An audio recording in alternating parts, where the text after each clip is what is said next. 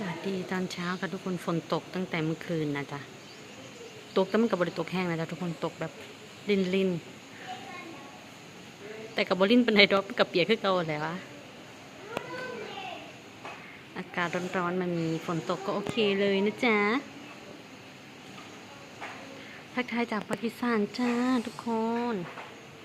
มุมเก่ามุมเดิมมุมโปรดนะจ๊ะ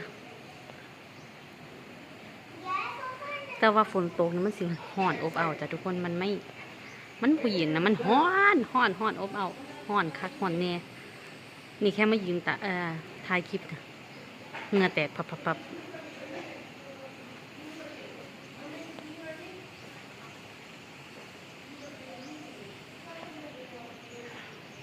ทักทายกันนิดๆหน่อยๆนะจ๊ะทุกคนไปแล้วเด้อจ้าเจอกันใหม่คลิปหน้าจ้าไม่ค่อยลงคลิปเด้อค่ะแอปแดงไม่ค่อยลงคลิปถ้าใครมีเพื่อนแบบในแอปฝาก